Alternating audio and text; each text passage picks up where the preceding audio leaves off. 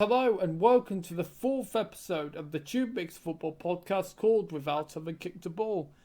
And for this episode, well, I'm joined by Jordan Irlam and Ben Carney. Hello, Will. How are you? Yeah, good, thank you. And after not being in the last episode, he's back, the Preston cheerleader. I expected him to get his pom-poms up, to be honest, Sam Taylor. Thank you, TubeMix. Right. So, in this episode, we will be discussing the EFL, we'll be discussing the Community Shield, and of course, we'll be previewing the Premier League, which returns on Friday. So, I think we better start with the EFL. And one story that really caught my eye was Jonathan Rowe. Now, he told the Norwich manager, and he left it right until the last minute, that said, actually, due to the speculation, my head's not clear and I don't want to play. So, what are our thoughts on this one? If you don't mind me going first, because I've got very strong views on this one. Yeah, go on, Sam. I anticipated your... Of course he has. You're under contract as a football club. You might want to leave, and fair enough if you want to leave, but while you wear the shirt for those fans and for the club who pay your wages, you give 110%, and all this nonsense about I'm not in the right frame of mind. Play your best for your club. You're being paid to play football. You're under contract. Do your job. Stop your moaning. And if you play well, you might still get a a move in this window. It's disgusting, I think, and it lets the fans down. There's a way to go out if you want to leave. And you might get your wish in this window, you might not. But if he scores, let's say he doesn't go and he gets his head down and scored, 15 goals between now and January, the likelihood is Norwich are going to go in January, thank you very much. And if they don't, he moves next summer. So just get on with it, will you? No, I agree with that, Sam. And just adding on to that, as you said, there's a way to go about it, and granted you might want to express your feelings, but take, for example, Willie Nonto, a player for Leeds. He wanted to leave last summer. He still might want to leave. Kicked up a bit of a fuss, but they righted their wrongs, and he got back in the first team fold, and he became an integral player again. So, as you said, there's ways to go about it. And also, just before George comes in, look at Sammy Smodics for Blackburn. There's been, strong links and talks with Ipswich and other clubs, and he's scored 3 goals already this season, if you count the 2 he got in the EFL Cup. So, and he's not down tools and said I don't want to play. So the other issue is, and I'll just let Joel come in a sec, but this shows the problem to me that the transfer window should shut before the season starts, because I think coaches and managers and teams have no idea who's going to be there. Who's going to be staying, who's going to be going, yeah. And you're desperate for replacements, but anyway, I'll let Jordan in now. Yeah, so I'm going to come at it from a slightly different angle. I mean, by the way, I think that for John Rowe, first of all, a phenomenal player with the talent to go as high as he wants to go in his career. I think it's absolutely the wrong way to go about it. I think somebody that's come through the youth ranks as he has could not act in that way. Probably somebody in his ear. In terms of clubs he's been linked with, I've seen two. I don't know who else. No, hang on. I've seen three. Sorry, because Ipswich as well. I've seen three: Ipswich, Tottenham, and Marseille. Which are three completely different clubs in three completely different scenarios. You can see why you would want to go to all three of those. However, almost as a professional at a very good level, that is not the way that you respond to that scenario. And we've seen players' careers completely destroyed by transfer speculation and scenarios. I'm thinking specifically about Saido Berahino and the whole West Brom Tottenham scenario. I don't think John Rowe will be the case. I think that football's moved on since then. I think there's been enough lessons learned and things like that. And my second point is, I think it shows a bit of weakness behind the scenes as well, and this is going to tie perfectly into the start of the CFL roundup scenario. In the case of, obviously, at Norwich this season is a younger manager, Danish guy, Thorpe, 35 years old, comes in from the Danish league, very, very highly thought of, supposedly. Don't know too much about him, I'll be honest, but I just feel like maybe if they had a more senior name, because this guy, one thing that I didn't mention, this guy has never played football professionally.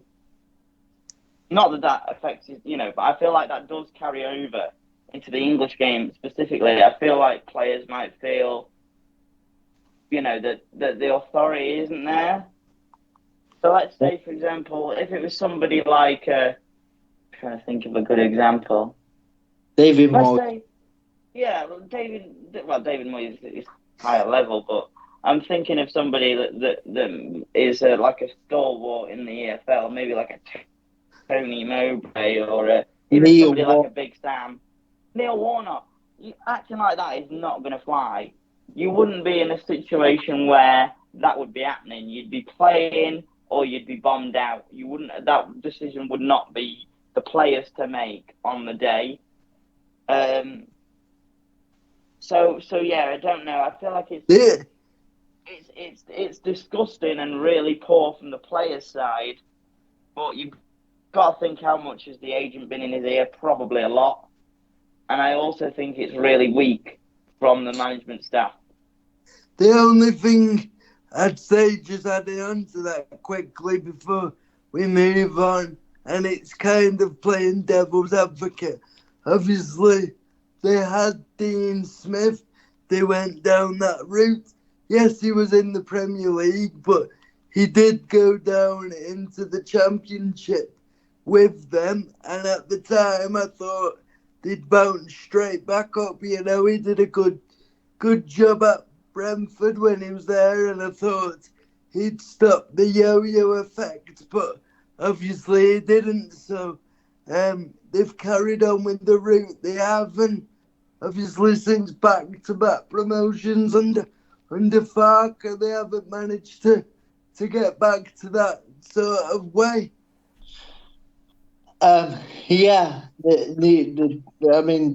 Brilliant points.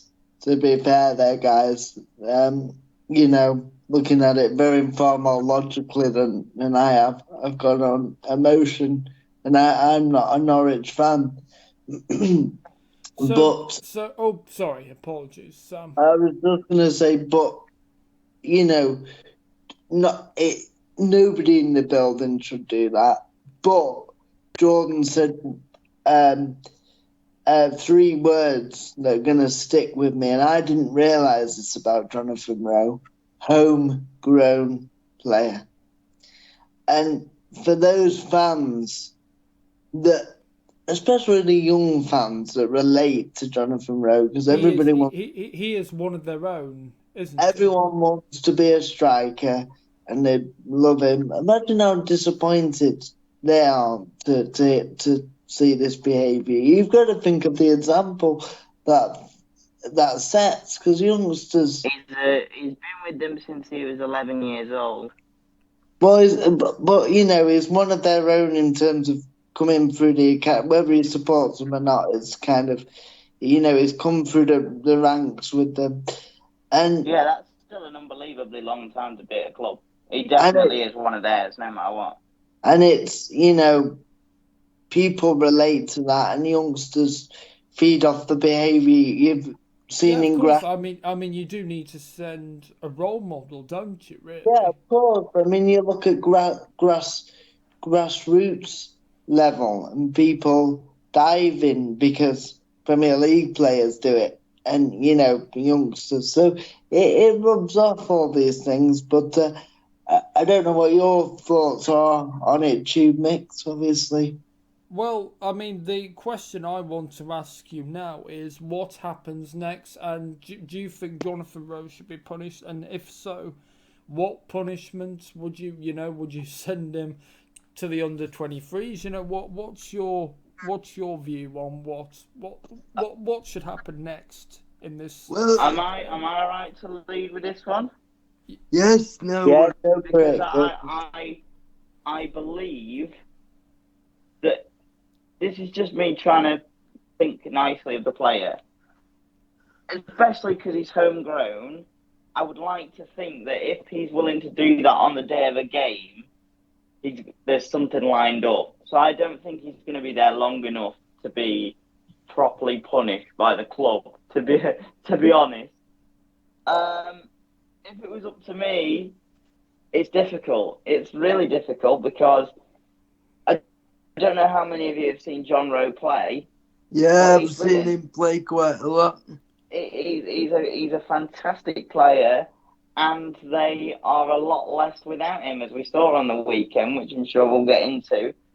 So I think the manager would have to have a word with him, and this is what I mean again about having the character and being that kind of character. Is Johannes Thorup the new manager? Is this his moment to stamp his authority and say, I'm not having this, you're out? Or is he going to say, look, we know how good you are. If you want to move, you can move, but just work with us until we can sort that out. Yeah, and basically we'll see. prove it, yeah. And for me, it's not so much about the player in terms of what happens next. It's what does this management team do? Because fan reaction to the news of Rowe has been terrible. Fan reaction to the performance. Well, on it's not Saturday, surprising, is it? Fan reaction to the performance on Saturday was terrible. I saw bits of it, obviously highlights as well as it was live on, sort of picture in picture on Sky. I watched the ITV highlights, of course, yeah. Yeah, and Norwich were terrible. I mean, yeah, they got beat 2-0 by Oxford United. Yeah, so this is the moment for me where we learn what kind of a manager and what kind of a season that Johannes Thorup and Norwich are going to have. If he comes down strongly, gets the players on side, great. If he reacts poorly, because to be honest, in the press, he completely was honest. He said John told us before that he didn't want to travel. And said I'm not ready to play. Yeah, they had a conversation. Yeah. So. To be honest, I respect that. It takes guts. He's throwing him under the bus, to be honest. So we'll see. I'll let somebody else. But that's my view on it. I think it's more about the manager than the player in terms of response, for sure. Okay, Ben, do you want to come in now? My thoughts on it are, as you kind of touched on there, George. It depends on the mentality of the player. But I think with a talent like Rowe, obviously they're gonna falter without him. But just touching on clubs he's linked with, as you did before, obviously one of them being Ipswich. and obviously they're rivals. So it'd be interesting to see whether or not he's willing to tarnish his reputation that much. In terms of the results, I didn't watch it because I was travelling down to Wembley, but on paper it looks a really bad result. But it's important to not get carried away because it's still only the first game week. In terms of other results, Blackburn impressed, particularly second half, with a clinical display over newly promoted Derby. I thought Derby held their own at times in the game, and at times they looked more likely to go on and score, but that proved the gulf in class in leagues. Obviously, Rooney's return to management, he got rolled Absolutely over. thrashed in the Plymouth Argyle. They were terrible as well. Yeah. Yes, so they bad. were. I think with the newly promoted sides taking Plymouth out of it, obviously, because they were there last year, you've got to give them time to adjust to the league. I think there is a massive step up from League One to Championship. There's some massive teams in the Championship. He was only appointed in May, wasn't he? I was reading, Rooney, to Plymouth Argyle. Yeah, but taking Plymouth out of it, just on the newly promoted sides, I think you can only judge them after 10 or 15 games. I know we say judge the league after 10 games in the Prem, but obviously there's more games in the Championship. I'd say 5. I think 5 for the table. I think 10 for the Prem, and then for the EFL leagues, probably 15. Okay. Before we kind of overview the Championship, then League 1, League 2, I just wonder, Sam, just to kind of close the point on the John Rowe scenario. Oh, actually, sorry, I've got also a question. No, in fact, Jordan, you get your point, and then I've got one more question. I was just going to say, obviously, me and Ben gave our opinions on what what the next step is for John Rowe. What do you think it is? Do you think it's more about the player and his point of view, or do you think that the point of view that the management needs to stamp their authority because they're new is more the way to go? Or do you think it's kind of half a dozen of one and half a dozen of the other? Yeah, I think it's a difficult one because if his behaviour continued and he didn't turn up for training and stuff or whatever, then definitely, stamp it out, put him in the reserves, put him in the under-23s. But it's one instance, and you want to try and keep the player on side. He's a young man. And I think they should speak to him, lay down the ground rules and say, look, we're not going to fine you. We're not going to demote you. But we need you. And if his response to that is, yeah, I'm sorry, I'm fully in. I acted out of character, and I made a mistake. While I'm here, I'm fully in. Then, get him back in. Because the lads need him, and the club need him while he's there. If he doesn't do that, and it's very difficult to know looking from the outside because we don't know what conversations have gone on. If he doesn't do that and he goes more the other way... Well, they could get messy, couldn't it?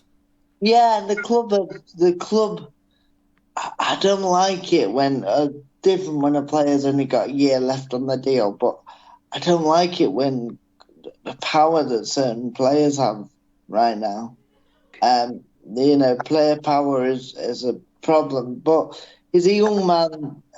We can all, and he didn't say, "Oh, I'm never going to play for the club again," did he? He said.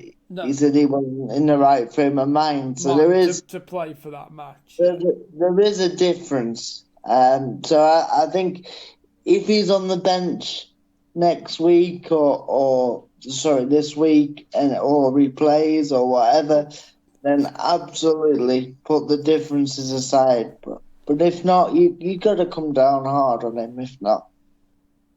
Okay, so I've got one more question to ask you. So, if you were in Johannes Thorpe's shoes, what would you do? How would you deal with the situation? Just to close on this. Well, it's a club decision, really. It's not just about what the manager wants. It's what the club. With instances like this, comes from the chairman, from the other players, from the club. So, it's a difficult one. Again, without knowing the details of everything, it's hard. But yeah. What I would do with the Norwich situation and the Jonathan Rowe saga is I would lay down a marker as the new manager and say nobody is bigger than the club. But in the modern game, whether he does that or not, I'm not sure. I do believe a player of his quality, if people go about it in the right way, it will be swept up under the carpet and they will build bridges. But yeah, we'll see what happens on that one. It's definitely an interesting one. Right. Well, Yeah. very interested to hear all your views, and we'll see what happens with the Jonathan Rowe situation. Very interesting. Right. Well, I think we also better talk about Ryan Lowe leaving Preston North End after one game of the season. What are your thoughts about this? Because he said he felt he actually needed a break. So what are your thoughts on this? Well, I don't actually know too much about it other than I saw the headline and was taken aback by it. Obviously, one game into a season, but if he feels like he needs a break, obviously, being a manager is a demanding job. I suppose the good news for Preston is it's only one game into a season. So although it's not ideal, one game into a season is plenty of time for a new manager to come in, a new face, implement his style, get to know the players, the surroundings of the club. And although it could have been dealt with better, it was obviously a mutual decision. So maybe that's what was best for the club. Yeah, I agree. I just want to add very quickly as well, in terms of behind the scenes, he did not have a very good relationship with the fans at all. I don't think they liked style of play particularly very well. Preston North End football is very much low margin. And all in all, particularly I suppose when he came in, quite successful. I think obviously last season they had the best start to the season they've had in 120 plus years, and then fell off to sort of finish kind of upper mid-table. But I think it's mostly about style of play and relationship with fans. I can see why he might feel like he wants a break, but he is a good manager, and I think he will bounce back fairly soon. And Sam, where were you on this? For me, we talk about a player letting the club down in Jonathan Rowe, but for me, Ryan Lowe a little bit as let Preston down, because surely you get a sense of if you want to continue or not over pre-season. and all those things. He's had weeks to sit on it. They've gone into pre-season with a plan. Ryan's your man. He's going to lead us forward. And then after one game, he says, "Oh, I'm actually tired and the pressure's too much, or I've had enough."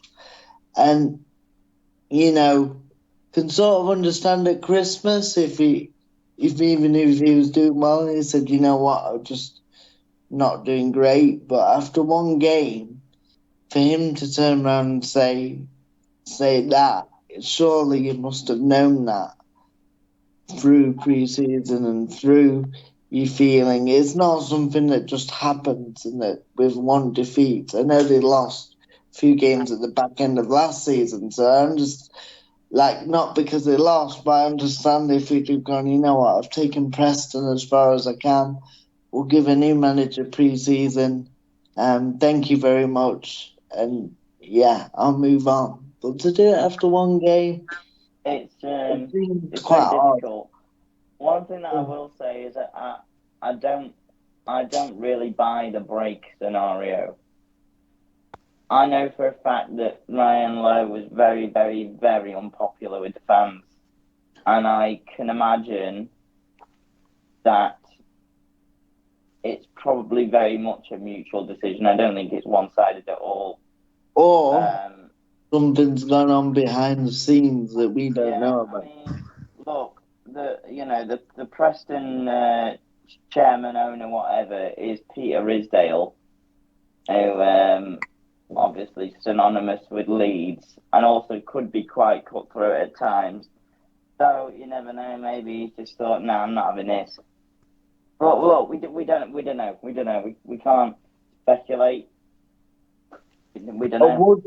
I would say that, and it was said on the David. I was listening to a podcast with David Moyes, doing an upfront with Simon Jordan from TalkSport, and one thing that came up in that, and then when the Ryan Lowe news broke, something came up on the soccer special panel last night for the EFL games, the EFL Cup games, and they were talking about it in the studio.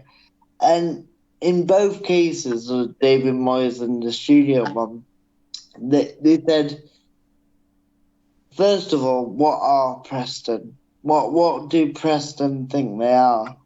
And most people said that they've actually probably, done very well. They are a mid-table championship club that could push, and have a great season. But that in today's climate, I know back in the old days when First Division was set up and they were one of the founding members. But in today's day and age, that is just what Preston are. Now, you can argue about the style of play, but the results have been quite good. They've had, a good couple of seasons, really. And it's that thing of, we could all think, we could do a bit better here or here in the playing style. But it's being careful what you wish for. And I think, I'm not saying you should watch terrible football every week. I get that. But I think style is becoming more important than results. And as much as, the top clubs, you could argue, in the world, should play a certain way. They should have players that can play any way that they want, the manager wants them to play. And they should be able to play top football. But everybody else, from middle of the Premier League downwards, you've got to do the best with what you've got. And so Preston are never going to play like Barcelona or, I'm a United fan and I think the style Ten Hag plays has been pretty awful, but that's Man United. We should have players that can play that way. When you Preston, or even if you're a West Ham, maybe not West Ham, but, you have to play a certain way. We've seen it with Rooney with Birmingham, and wait to see what happens with Plymouth. They tried to play like Barcelona, and they didn't have players that could do it. So yeah, you might have principles as a manager either way, but you've got to do the best with what you've got when you're at the lower levels. And I'll stop there. And now with the rest of the EFL results, here's Jordan Irlam. Yeah, hello. So, we've already talked a little bit about Norwich, and they were obviously beaten 2-0 by Oxford United. Now, Oxford United played very well, did a great job. Des Buckingham taking them up to their first season at the level in 25 years. Goals from Mark Harris and Cameron Brannigan. Just wanted to highlight the scorers there, as that's a pretty big result. On the Friday night, as we mentioned, Preston beaten by Sheffield United. And another new boy to the level. Derby County were away at Ewood Park to play Blackburn. They were beaten 4-2, quite convincingly, I feel. Perhaps a change in style for John Eustace's Rovers. We'll see. I would like to see what happens with that one. Now, before we carry on with the rest of the championship, I just want to highlight some of the ones that we talked about. So we talked about last week. We talked about Watford. We weren't very positive on them. They played Millwall, and Watford were 3-2 winners. Now, as we said, only one game been played. Can't panic too much or think too much into it. I now think that Watford are amazing or Millwall are terrible, because actually Millwall statistically had the better of the game and had the better chances, and Watford just ended up doing some amazing things. Edo Kayembe with an Olympic goal. It's not very often you see one of those, especially not on opening day. Georgie Tekvetadze, who I highlighted last week as well, with a 35-yard screamer of a free kick. A Duncan Watmore double, and then a goal from Mileta Rajovic, who I also said last week wasn't particularly very good. So, egg on the face a little bit there. We talked a lot as well about Leeds and Portsmouth. They possibly game of the weekend. What are we saying, boys? Humdinger. Yes, I'd say so. In terms of goals scored, it was back and forth. Obviously, you had Brendan Harrison go from hero to villain and back again. What a miss, by the way. Yeah, it was. Carry on, George. Yeah, so that was a 3-3 draw. Yeah, like we said, probably game of the day. Fantastic. I think really interesting to see what happens with both these teams, especially with live result just come in. Middlesbrough beating Leeds away at Ellen Road 3-0. So, That's emphatic. In the EFL Trophy Cup. In the EFL Cup. Well, like we said, we'll keep an eye on that one. One of the ones that we also talked about was Sunderland under.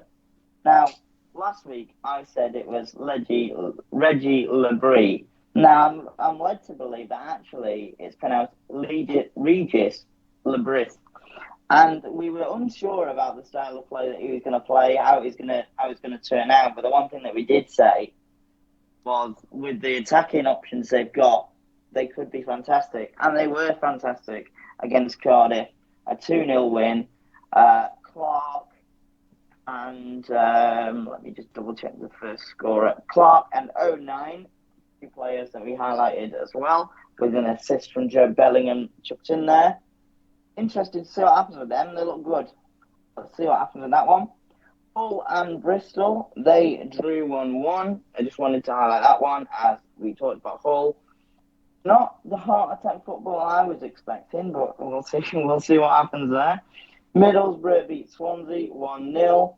It was a hat trick for Josh Maja, West Brom away at QPR, and Stoke shocked Col 1-0 from Lewis Baker. Okay, also in the Championship on Sunday, the big one live on Sky. But Wayne Rooney's returned to management with Plymouth. against a resurgent Sheffield Wednesday side, still off the back of the fantastic job done by Danny Rowe last season. Now, I talked about this a little bit. We weren't exactly sure what was going to happen with Wayne Rooney. I've been a massive fan of Sheffield Wednesday since they appointed Danny Rowe. Really like the style of play, and I'm going to sum Plymouth Argyle up with one thing. There are two players with their names printed incorrectly on the back of the shirts. For sure. Was Really? Forshaw. Was Adam Forshaw, who had an E in his name when there is no E in his name. And another one was the number 7, Sissoko, who had the C in Sissoko missing. So on his shirt, it just says Isoko. So Issoko. Really? And the players didn't notice. I think they knew.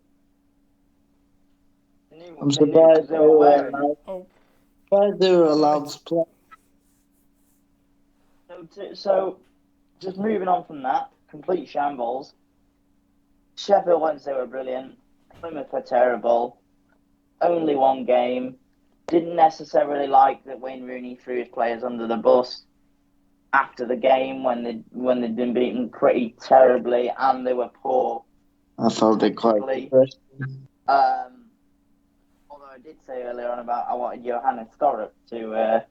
I like that he threw John Rowe under the bus, but that's a different scenario. Just thought I'd point that one out.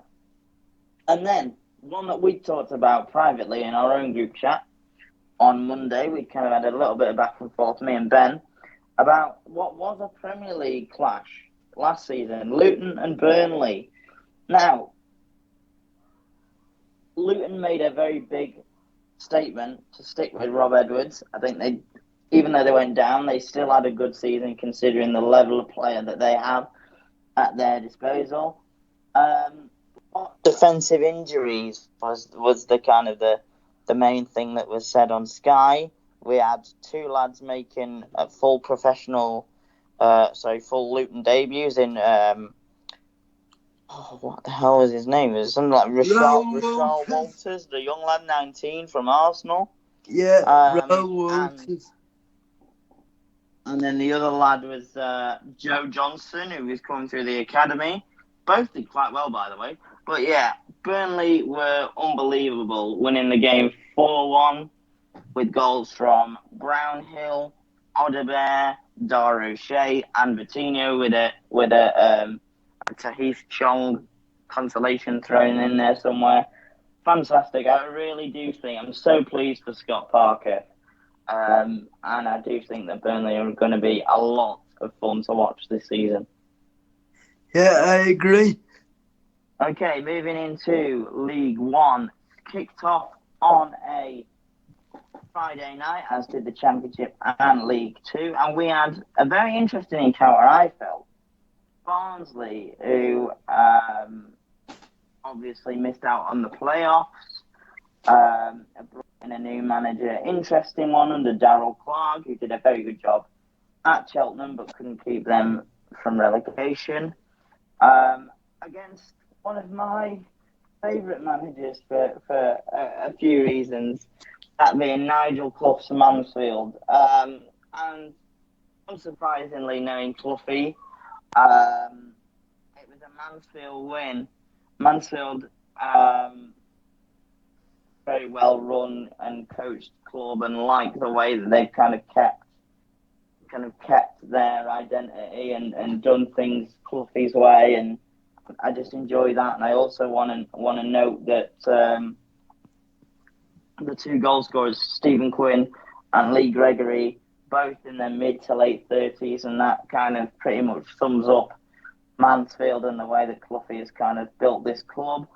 To move on to Saturday's games, we talked about Birmingham. We basically said that if they didn't win the league or get promoted, that the season would be a failure.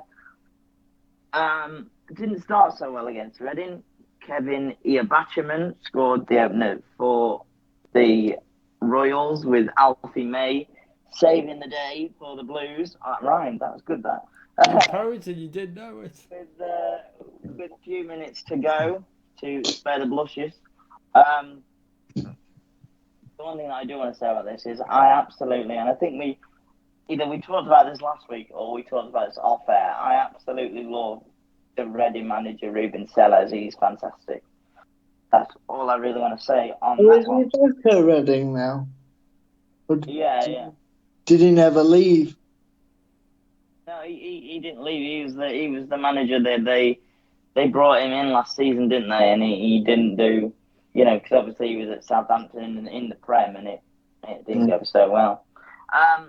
Moving on, Matt Taylor's Bristol Rovers beat John Brady's Northampton 1-0 with a goal from not Junior Katuna, what am I reading? Bilal Bilongo, one of the new boys that they brought in.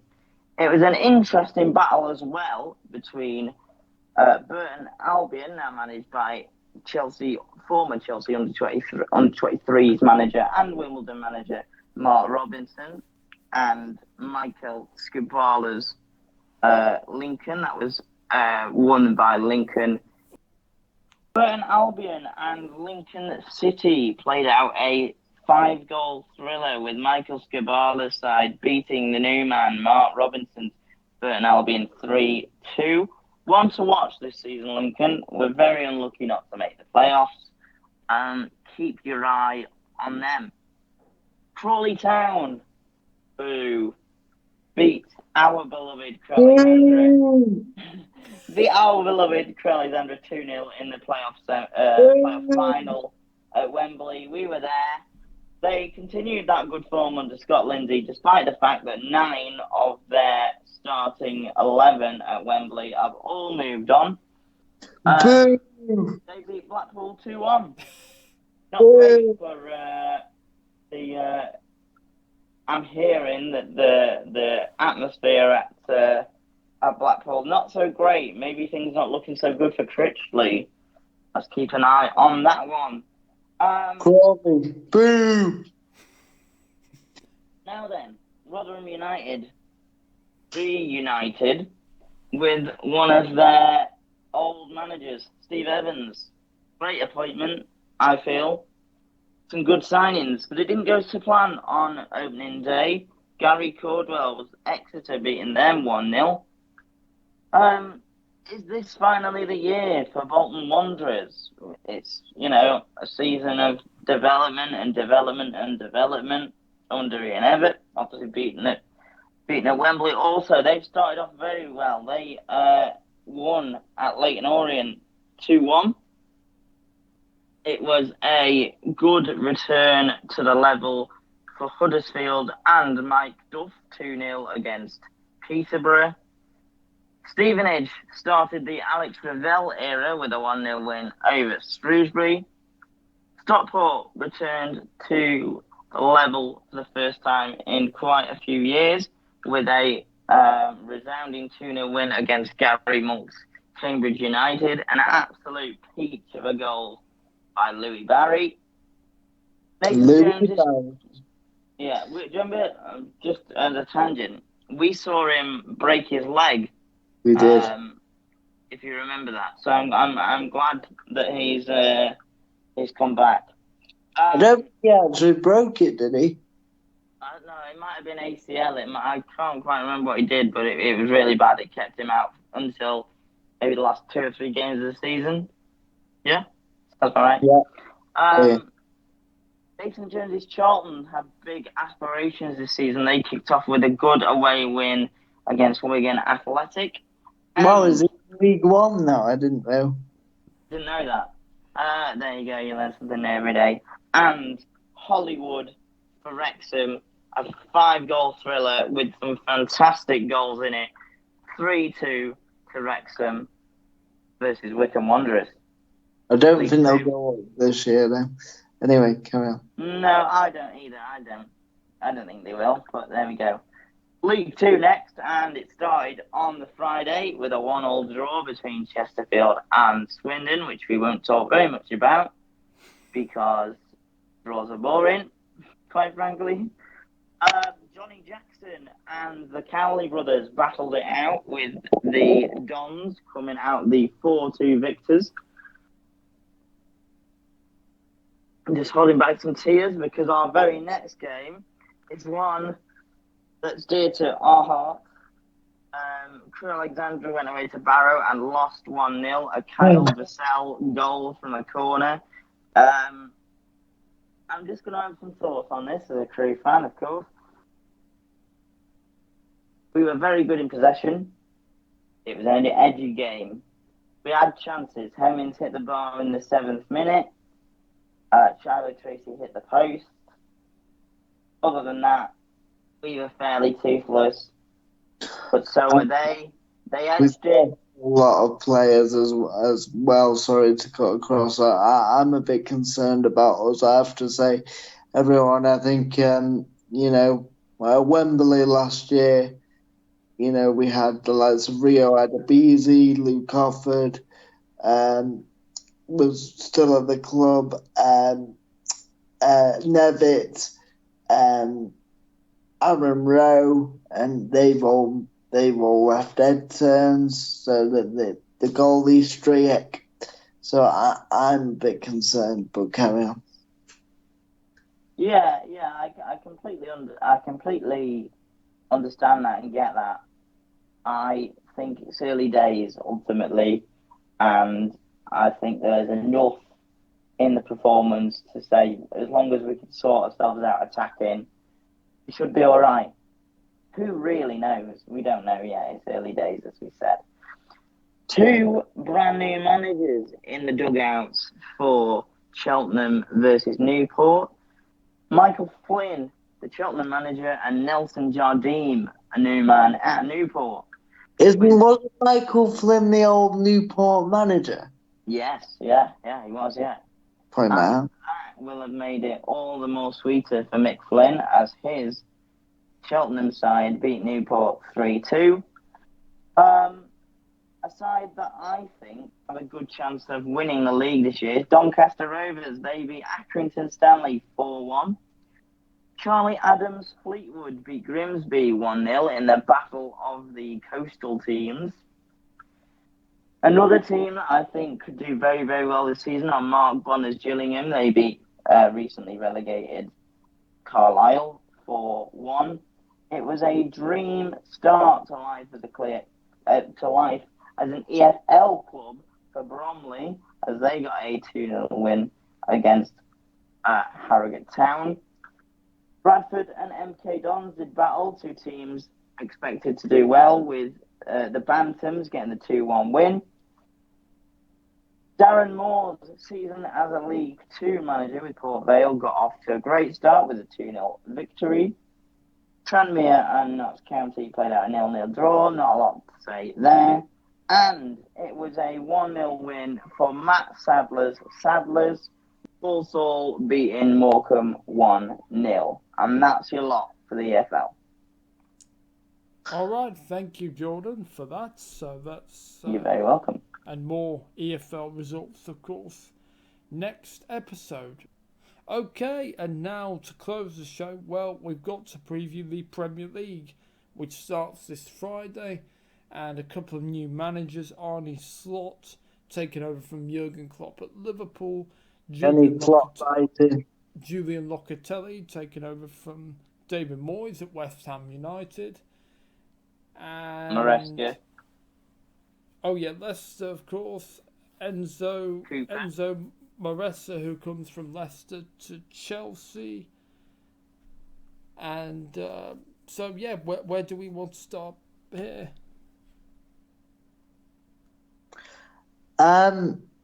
Yeah, I think it's going to be a very good season.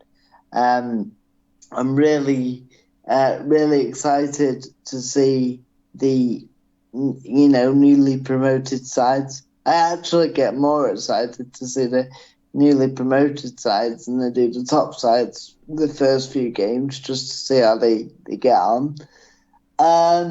So we may as well start there. Ipswich is an interesting one because they've obviously come up 2 levels in the space of 13, 14 months, which is quite incredible. It has been done before, but it is all, so most of these players, what I like about Ipswich is we talked about identity, and they've kept a lot of those players together. We've come up from League One, added a few along the way in the Championship and now in this transfer window. I think it'll be a tough season, but I think Kieran McKenna's got a lot about him, so it's very difficult. But looking forward to seeing them. Former Tottenham Hotspur coach and former Manchester United coach. Leicester's an interesting one. I still can't believe that they're a newly promoted side because, Leicester, you just think been there last year as well, but they weren't. So I think Steve Cooper's a safe pair of hands, and I think they'll do okay. I think they'll survive. Oh, sorry, just before you go on, Sam, I just want to say, if you go back to the previous episode, you'll be able to hear my tribute to the late Craig Shakespeare. So check that out. Shakespeare, rest in peace, my friend.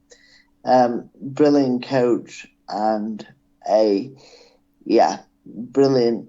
Just seemed a great guy. So rest in peace. And also, while we're on news and tributes, wishing Tom Lockyer and Tony Mowbray speedy recoveries in their recoveries. Great to see them both back and in football. But and as for Southampton, I think they'll struggle. I'm not sure Russell Martin, excuse me, back in. is quite ready for the Premier League, and I'm not sure that squad is. So I think they'll struggle, and I think they'll finish bottom of the league. But who knows? Okay, Jordan, your views on the Premier League season coming?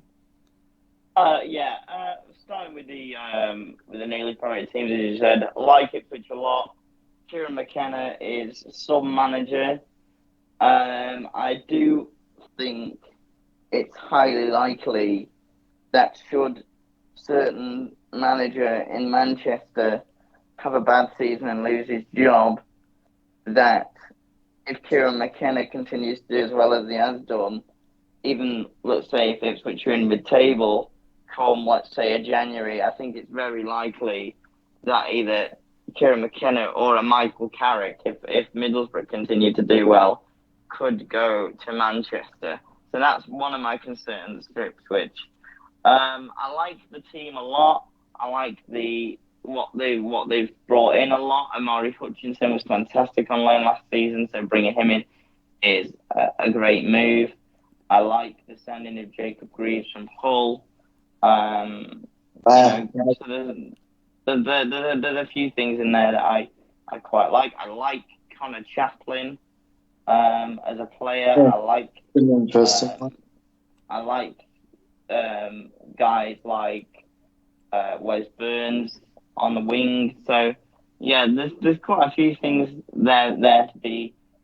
I think it will be a difficult season, nevertheless. Although I think that their style of play translates very well to the higher level, because I think they've basically been playing a higher level style of football since they were in League One with McKenna. So I'm not sure. I do think it'll be difficult. I do think they will probably go down. But we don't know yet. We don't know. In terms of Leicester, great to have them back. Great to have them back. Like Sam said, Steve Cooper, safe pair of hands. I think he will do right by them. We know from previous jobs that he can do it at this level. So they'll be fine. Nothing really in particular I want to highlight about their business, to be honest. I like the signings I like De Cordova Reid as a free transfer signing. Sounds like a smart deal. And yeah, just looking forward to seeing that team kind of build, because it's basically the majority of that kind of Premier League team that they went down with, plus Harry Winks, Connor Cody, and a couple of others. Yeah, and just to say, Vardy's last party. Is it, or is that what you think? That's what I think. Yeah, I think so too. So do you think if Leicester were to go down back to the Championship, he'd retire? I think even if they stay up, he's gonna go. Yeah, He's probably got one more year in him. I'm not saying he'll retire, but he might go to the MLS or something. Oh, okay, yeah. And just to touch on Southampton, love Russell Martin as a manager. Really like what he does. Really like what he does. But I think that if there's anybody that's likely to either leave when the going gets tough or get their head turned very easily, it is Russell Martin. I hope they stay up. I like Southampton a lot. I like what they are as a club. I feel like they're one of those teams like Leicester that deserve to have their place in the Premier League and should be a Premier League mainstay. Well, of course they were, weren't they? Yeah, I am worried about them, but I've got worries about all of the recently promoted sides. Leicester, to be honest, and I'm not particularly worried about them. One thing that I do want to talk about, move off of the recently promoted, is one that's catching my eye a lot this year is Brighton. Now, obviously, they have signed Fabian Herzler. I might be saying that completely wrong. That's correct. Yeah, and I like him as well. They've got another new manager because Roberto De Zerbi went to Marseille. 31-year-old manager who got FC São Paulo promoted from the Bundesliga 2 to the Bundesliga. That's obviously the top league in Germany. 31 years old is incredible. To do what he's done is incredible. And it just fits this model that Brighton have of signing great people on the pitch, off the pitch. It's just, there's so much that I love about Brighton, and I can't wait to see what they'll do, because the transition from Potter to De Zerbi was great, and I get the feeling that it will be very much the same, and the Fabian Herzler era will be a good one for Brighton, I think. I think Brighton just know what they're doing. I think, sorry to cut across you there, was there anything? No, I was done. Yeah, I think Brighton just know what they're doing as a football club. They're one of the clubs that even when they lose players, and eventually you think that's going to catch up with them, but they're so due diligent. I can't say the word. Due diligent in their. Due diligent in they their. Always seem to replace players, don't they? You think Ben White's going to Arsenal? Yeah. In their work, they are fantastic. The way that they, they're probably the opposite. And I'm not having a dig here, George, but they're probably the opposite to what Chelsea are right now. As in, when everything seems up in the air there, at Brighton, it's just, we know what we're doing. And with any other club, I'd look at it and go, 31 years old, they've lost De Zerbi, who's been a massive influence on football worldwide the last couple of years. And I'd be thinking, they could go into some trouble. But with Brighton, you just trust. They have.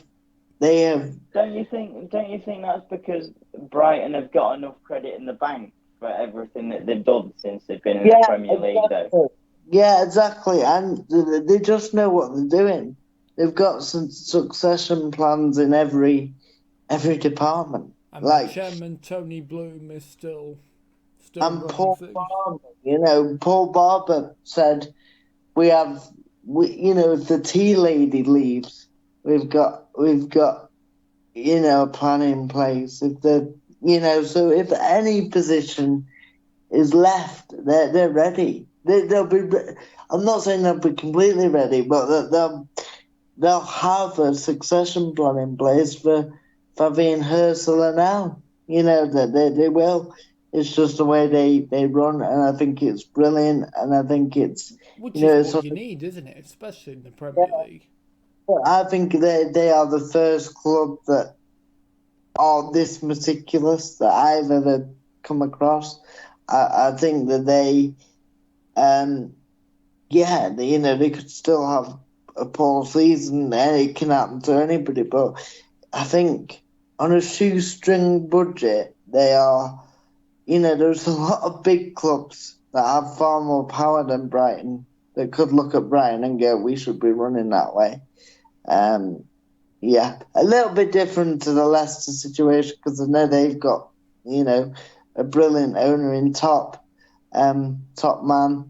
But they, that's because of the family and what they did and them being so connected, where Brighton just so meticulous. Brentford have a little bit about that as well with Matthew Benham. I know there's links between him and Have you ever heard the?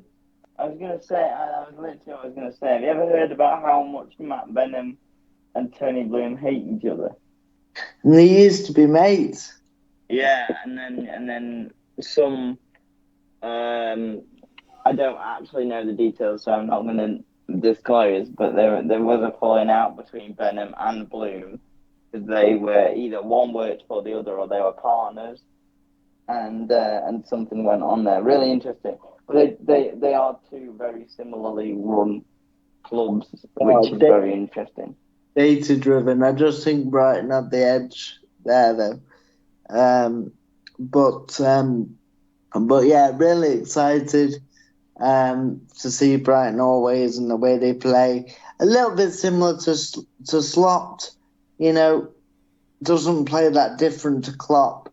So the players will hopefully adapt, or not in Liverpool's case. I hope they don't adapt. But it's that sort of concession plan, getting the right person in place, but time will tell. So I'm excited to see Brighton. I am also very excited, and it's weird because I think the draw is still out on him as a manager, but I'm very excited by the signings they've made in Julian Lopetegui, and I'm West Ham, and I think David Moyes got treated pretty poor at the end at West Ham and did a great job. But you look at the players they've signed with Tim Steiten at the helm. As their technical director, yeah. Yeah, I don't necessarily like the idea of this head coach malarkey, but I tell you what, they have made some serious signings, and if they don't finish, in the top kind of three up, if they didn't finish in the top six this year, then I think they'll be bitterly disappointed because, you talk about David Sullivan not putting his money in, and I know Tim Steiten's there now, but you can't say he's not spent the money. So, and you look at the signings that they've made, Aaron Wan-Bissaka, Max Kilman, who I think is a brilliant. From Wolves, yeah. Captain. Nicholas Fulkirk. Actually, so I just want to touch on Wolves losing their captain Max Kilman and Pedro Neto, of course, has gone to Chelsea.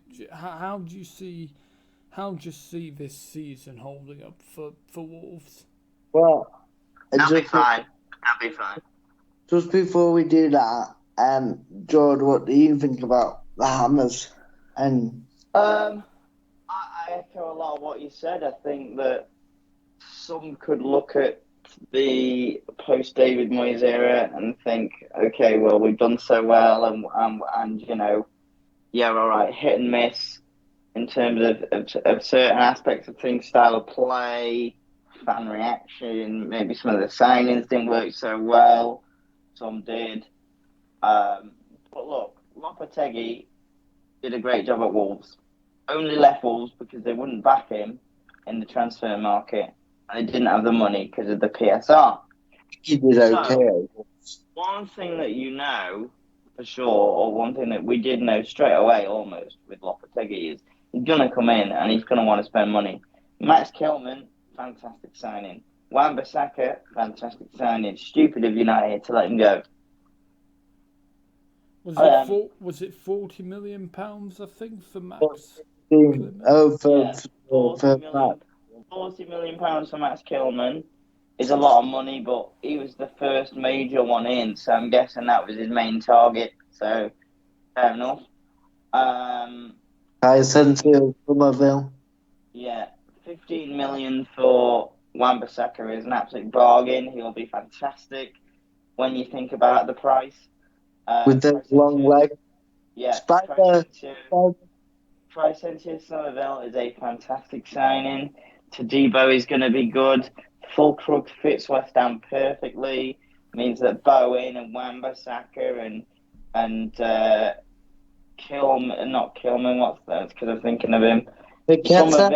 Somerville and Cresswell and all the different people that they have in the fullback options and winger options can put those balls in, and they will cause some chaos with Fulkrug.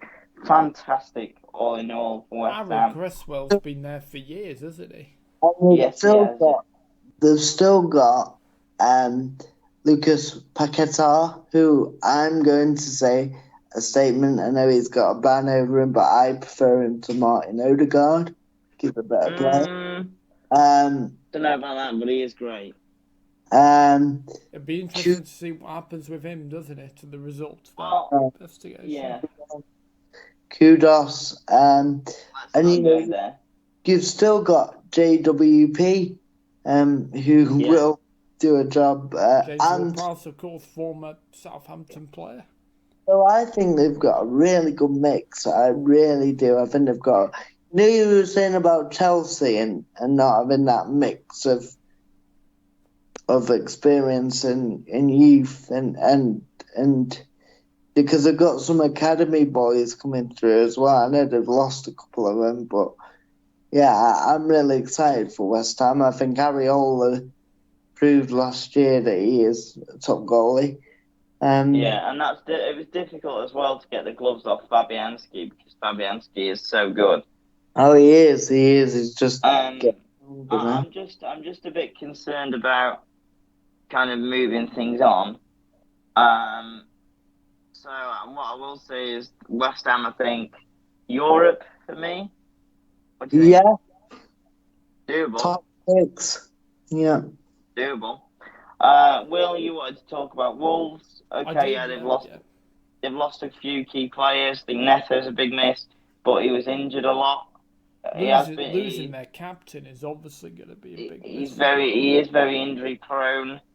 Neto, or he was over the last couple of seasons with Wolves. Good fee that they got for him, so he can't really complain. Kilman got a great fee for him. Somebody that they brought in from non-league, I believe. So all worked out okay. Was a football player. Yeah, in terms of signings, none that really stand out. Any for you? I couldn't really name them. No, exactly. Me neither. But I'd tell you what I will say. Gary O'Neill, I think you've got to trust Gary O'Neill. I think he's a really bright manager. Plays a little bit like Gareth Southgate. Reminds me of Gareth Southgate, actually. But I really, really do like O'Neill. I think he, as good as Areola did last season, the way Bournemouth decided to move on from him was not right. Well, I'm not saying Areola isn't a great manager, just he did so well. But it's a little bit like there's a Southampton situation where everybody went, why are they getting rid of Nigel Atkins? Then Pochettino came in. So, I like Gary. I think they'll be safe. He has just signed a new deal as well. Yeah, it's interesting with Gary Neal. So you talk about Southgate comparisons, and it actually baffles me that we didn't really bring him up during the England chat the other week, because that actually would be a great shout. But yeah, no, I think that's what's good for me with Wolves. I think I completely trust in Gary O'Neill and his systems. I think the players do as well. In terms of what they've got, they've still got a lot of quality. I think about players like Wang and Lamina and guys like that. They'll be fine. They'll be fine. We as we kind of mentioned, talk about Chelsea. As a Chelsea fan, I mean, obviously Enzo Maresca comes in from. don't know how to feel about that. It's a tale of two Enzos, isn't it? I think, tale of two Enzos is quite right. Yeah, I don't necessarily, we'll see whether the Enzo Fernandez thing actually has an impact on the team or not this What season. do you think about that? As in, not great, is it? It's not a good look. Because I believe he was filmed chanting something racist on a team bus, wasn't he, coming back from a match? Yeah, it was racist about the French, and obviously there's a lot of French players in Chelsea squad. What of Chelsea, in your opinion, George? You're the owner of Chelsea, right? Yes, he's a £100 million player and an asset that you brought, but would you go, I'm sorry, that's unacceptable in our club, and Off you cut go, your pack your bags, yeah. I think that I would think it's really difficult. He's a phenomenal player, Enzo Fernandez. Is he? Because it doesn't look great in a Chelsea shirt. I think that he hasn't been used correctly. I think you only really see how good he actually is in flashes because he doesn't play in the right position. One thing that I would say is that you can't stand for the things that he's done. But to completely sell somebody, I don't know. Man United didn't really completely sell Greenwood until this summer, and he did way worse. I mean, in terms of ripping up his contract. Should they have ripped up his contract and gone? If it was up to me, to be fair, what I probably would have done is I probably would have suspended him for a long time and get him to do all the anti-racism and things like that, and make sure that either they weren't his views or they're not his views, or that he would never put himself in a position like that again. I think from a business standpoint, you can't just cut your losses on a £120 million player. But I do think that what he's done is completely unacceptable, for sure. Kendry Paez, for example, we signed him last season, 16 from the Ecuadorian League. I've watched lots of it. I watched lots of him at the Copa America. He will be fantastic. One of the lads we signed from Brazil, William Estevao, supposedly labelled the next Neymar. Seen bits of him. Looks fantastic. All this is great. What my concern is the first team squad. We've made a few first team signings. Dewsbury Hall is one. Don't know. Doesn't make sense to me, really. Okay, he's 24, 25, and that's a decent age, but I don't think this Conor Gallagher move is going to go through. So are you telling me that Kiernan Dewsbury Hall, who's playing in the Championship last season, is going to start ahead of Good enough. Beto, who is a good player when he actually, it was proven that he was a good player once he actually started to fit into the system of Pochettino last season. Fernandez, who again, when played in the right place, I truly believe will be a fantastic midfielder. And Gallagher, are you telling me that he starts in that midfield over that any of that midfield three? Well, I absolutely don't believe I so. think he'll start instead of Gallagher if Gallagher stays because the manager don't like him. I don't know what the scenario is there. If it was me, and I looked at the numbers, and the numbers said that like statistically within the top 5 midfielders in the Premier League last season, Conor Gallagher is there for every stat. I'd do anything to Yeah, have Conor Gallagher I in don't, that team. I don't get it why. I think you're right. It's a workhorse, but he's brilliant. His energy, his passion. I just don't get it. I think they're ripping the heart out of Chelsea, and Clear Lake has become a misty lake. I'm afraid Yeah. because it's Clear just. Lake, Clear Lake, muddy in the waters a little bit. I think just quickly as well. I know you're the host, Will, but just while I remember your thoughts as a Chelsea fan on the treatment of we spoke about Conor Gallagher a bit, but Conor Gallagher and Trevor Chalobah in particular, because he's been barred from the first team facilities, has Trevor Chalobah, which I think is disgusting. But Yeah, listen. As far as I'm aware, there's 4 players currently. Romelu Lukaku, I imagine, would be part of that bunch. 4 players that are barred from using the facilities. Conor Gallagher, because obviously the Atletico Madrid move has stalled, and he is temporarily where he is until it's decided whether he's going to reintegrate with the team, and that move is off, Broja, or have I pronounced his name he's right? going to go to Atletico Madrid. Trevor Chalobah, as we said, Armando Broja, and Romelu Lukaku. Now, 3 of the 4 players there, Gallagher, Broja, Chalobah, came through Chelsea's academy. Is that how you treat academy players? Or players that have come through the academy? No.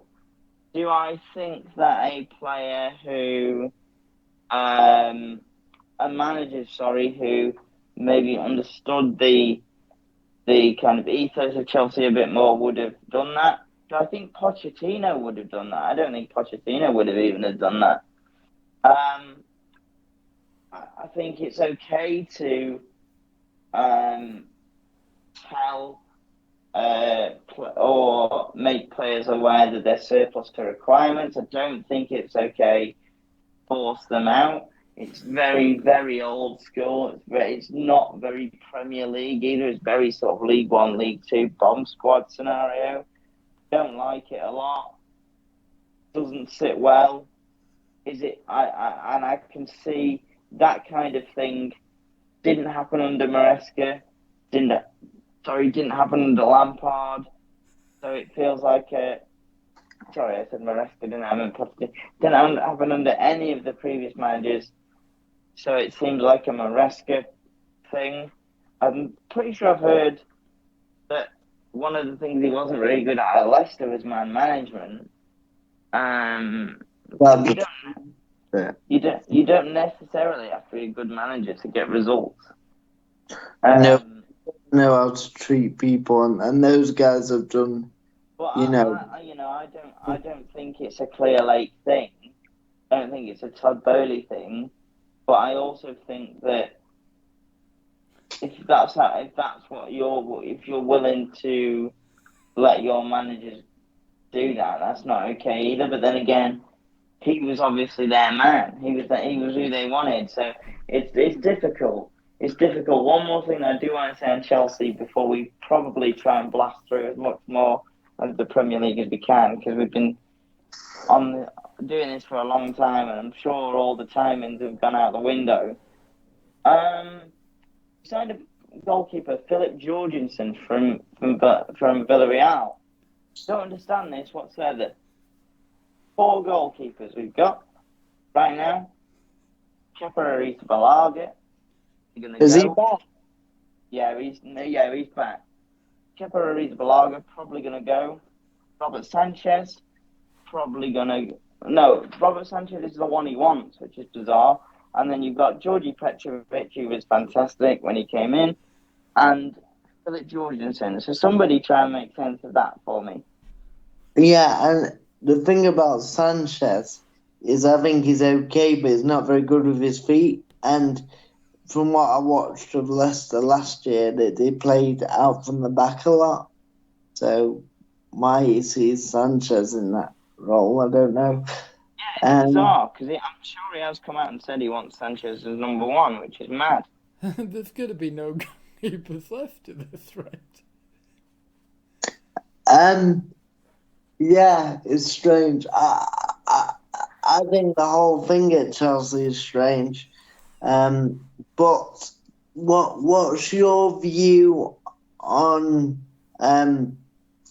just quickly on Maresca? I mean, in pre-season, they've not won it, and you can't go just off pre-season. They get it, but apparently some of the stuff that he's asked them to do is just like past to death.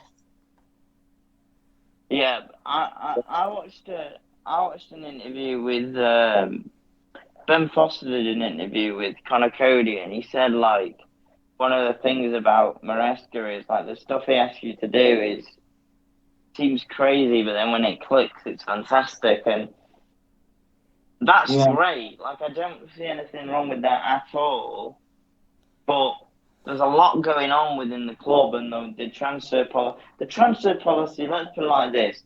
If we take out the strange signings, all the youngsters they've signed come extremely highly rated. Extremely highly rated. Highly rated. And there's nothing wrong at all with buying up loads and loads of good young players. But when you've got a first team squad that performed at some of the levels that first team squad did, that's where your focus needs to be. Now I know that as part of the Lukaku deal we might be getting Osimhen and supposedly now the Sami Omarudi. I'm not even going to pretend to say I pronounced that right. Now that deal's clapped, supposedly we're getting back in for ex-loanee João Felix. So, he's a bottle. I thought it was João Felix. Oh, okay.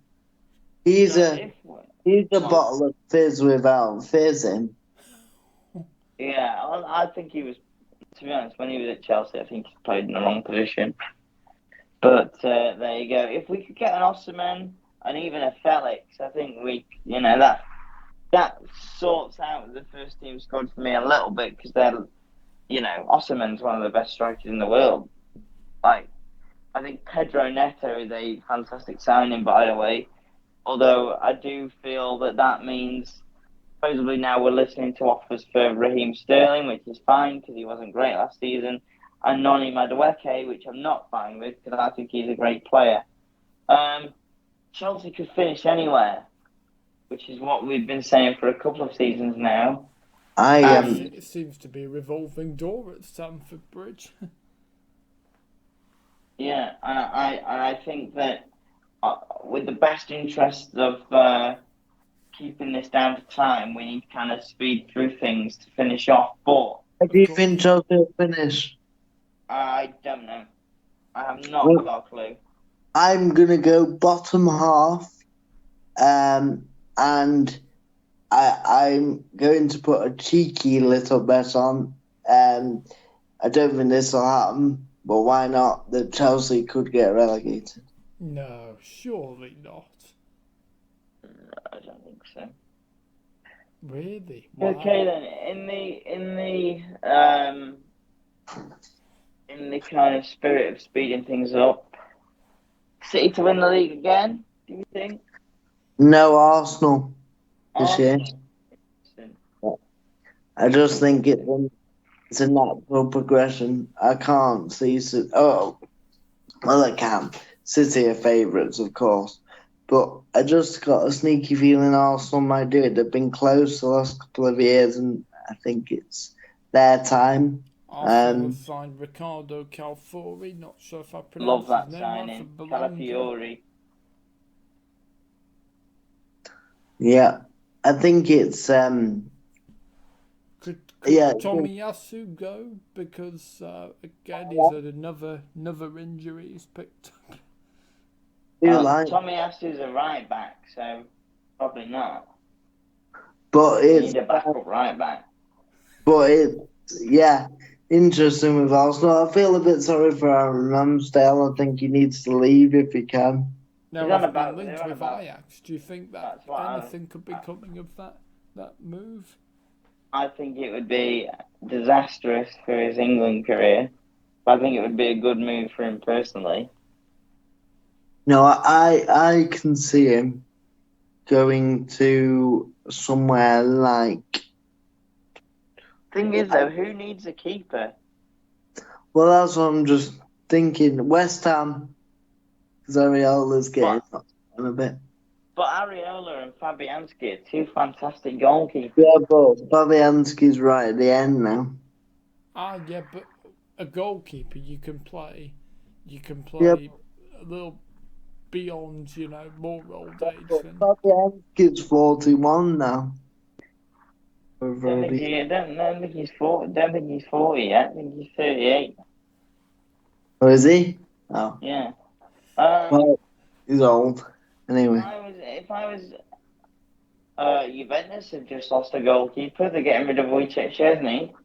Maybe little excursion.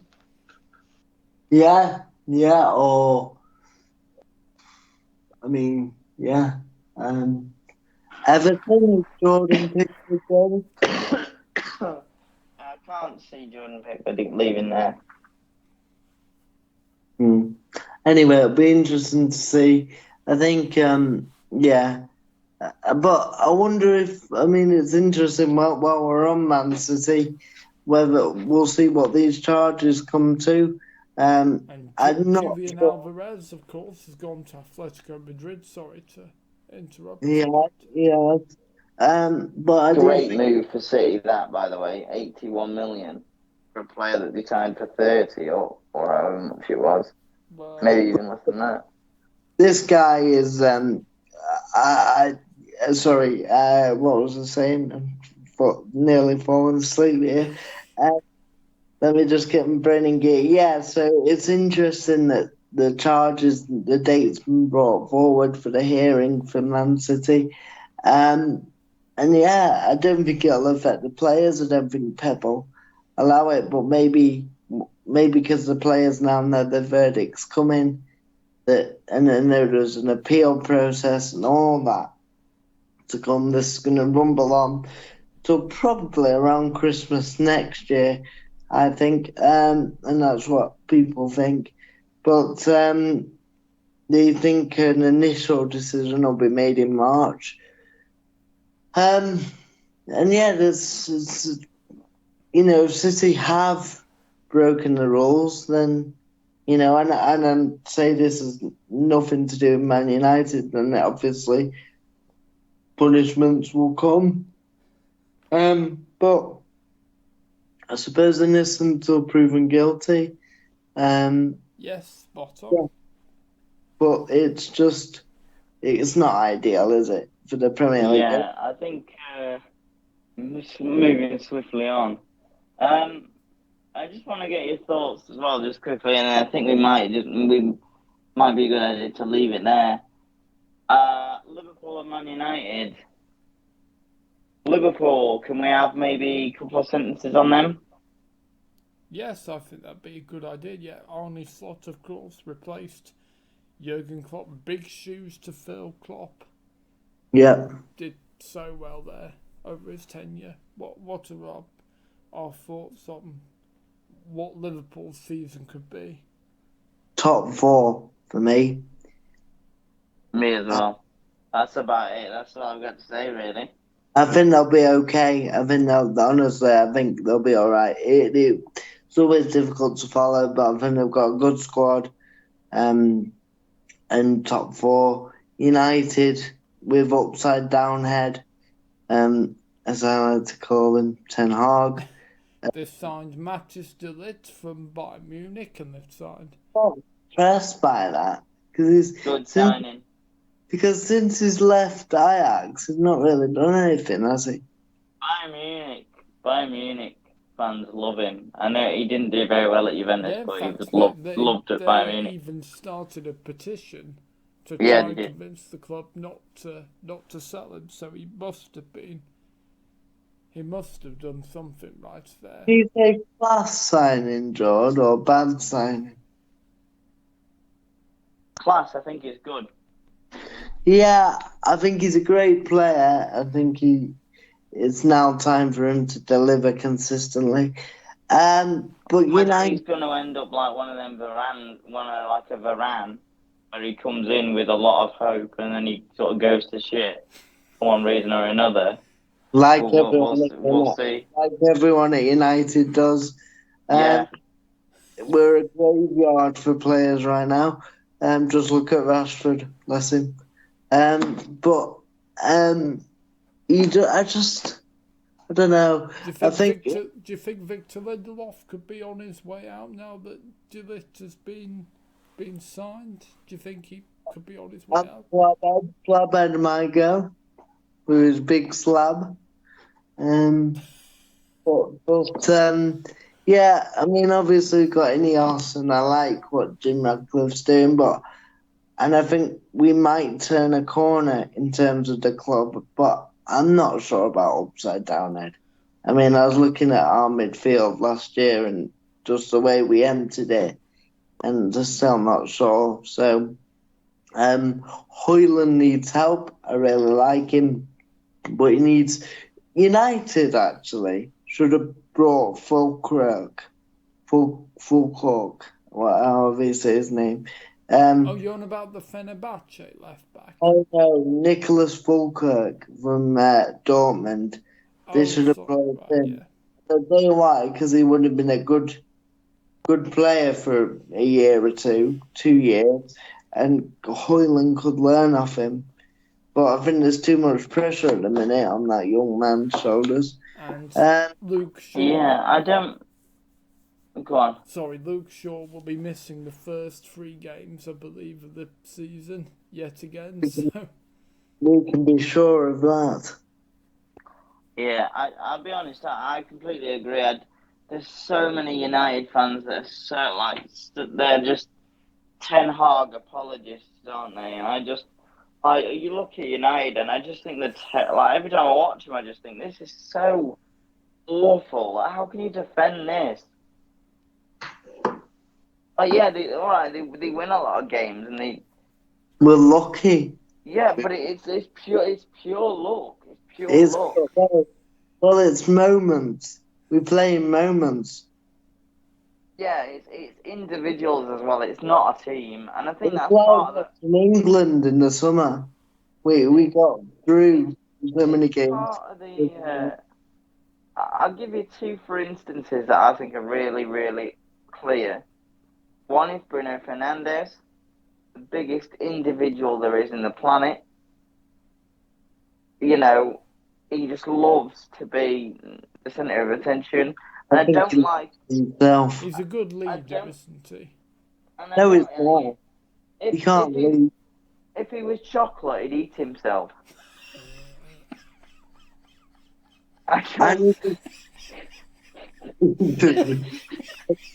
He's a great.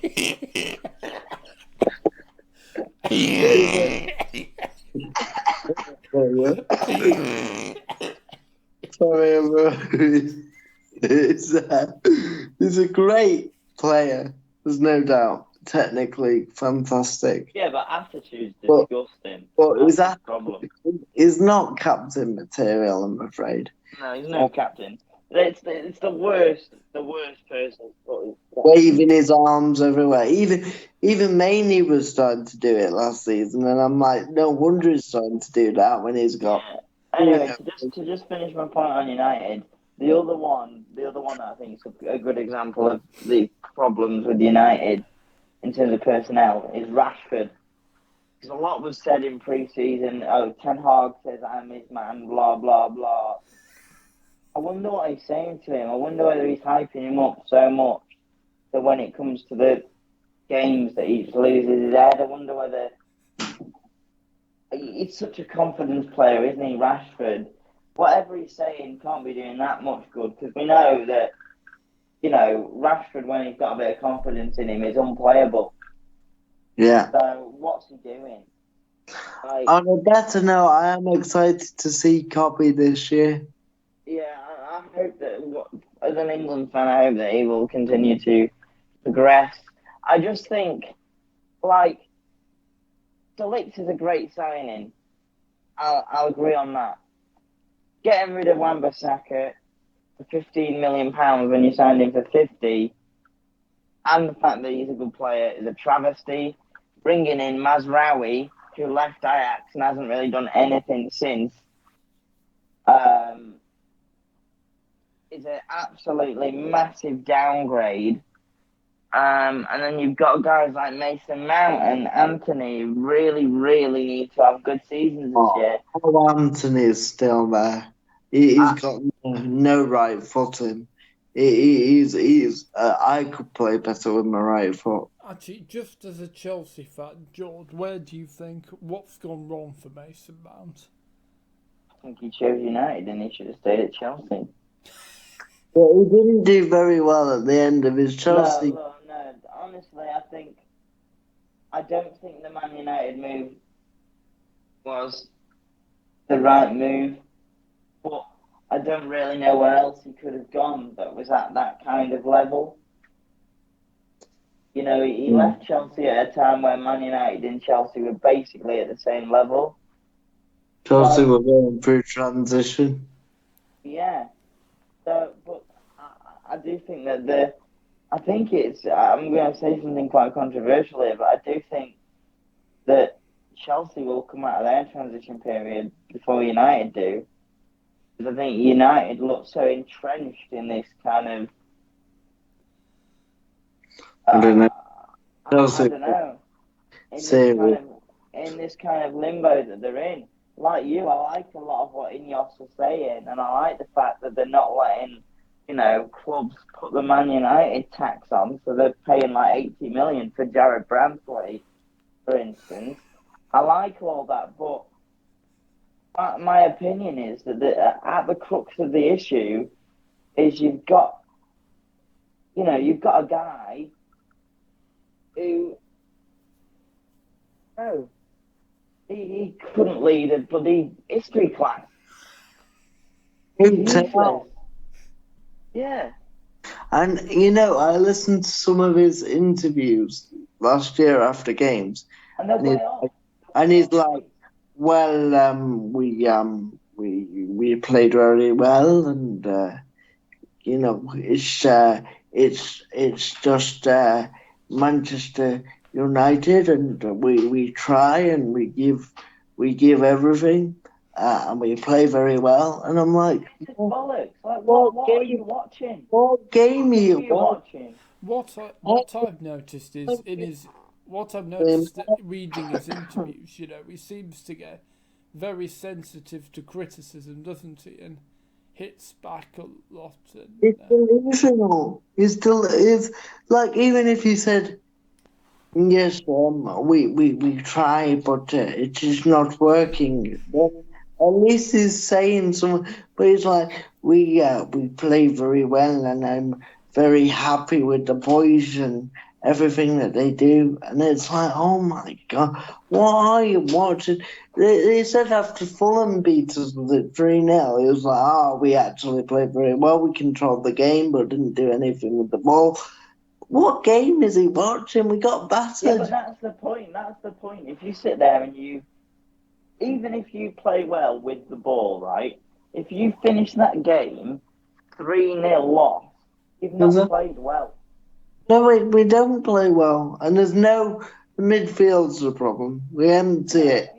Your captain is the biggest mardas, and that's, we're getting, but your captain Martin is the biggest mardarse of a footballer that I have ever seen in my life. And And this absolute tool of a manager thinks that that's the right man to represent Manchester United. When you've got Marcus Rashford, OBE, who's sorting kids' school dinners out, and instead you've got some Portuguese diving prima donna as the man that represents Man United. It's an absolute disgrace. And if he wasn't such a good player, I'd be happy to get rid of him. But it's a shame he's not a bad player, because he's certainly, for me, I'd get rid of him anyway. I think he's a bad influence on the club. And don't get me wrong, as a footballer, he's the only one that could get in any of our great sides. But his attitude just absolutely reeks of self-love. I bet he goes to bed at night kissing himself, that man. And, oh, I'm so sexy. But and he does put in some sexy performances. But it's the baggage that goes with him. He's got so much baggage. Speaking about captaincy, just very quickly as a last point, George, we didn't talk about the fact that Usain is the biggest prima donna, and I know it's a very different situation, but Enzo Fernandez being given a vice captaincy after everything that's gone on. Strange, isn't it? Don't know whether I'd be making that call. Well, I wouldn't make that call. It's not what I would have done. I would have given it to. The thing is, you've not got a lot of you've not got a lot of these kind of players that have been around Chelsea for a long time anymore, have you? 2 or 3 years, all of them at most. So I'm struggling to think. Palmer's probably too young. Yeah, he's probably he probably is the in terms of longest serving players nowadays. He probably is. He's probably him. Fernandez. Well, Reece, he's the captain vice. I don't know. I think it just sums up Chelsea's issues. Yeah. Do you think Reece James could have a better season? Obviously, struggled to keep himself fit. I think if he's not fit this year, Chelsea will sell him. Yeah, I'm ready for you to bring us home. All right, okay. So, thank you to Sam, and thank you to Jordan, and thank you to Ben. And for more football stories, why don't you go to Ben's Football Folio for things that we've not had time to talk about in this show. And if you want to, feel free to like, share, comment, and subscribe to the TubeMix YouTube channel. And join us next time where we discuss all things in the football world, and it'll be all without having kicked a ball. Goodbye. If you're watching, Andy, you're a legend. Oh, Christ. You're like Andy Murray again. God, Yeah. Get over it. Right. And on that note, from me, Jordan and Sam, goodbye. Bye. Bye.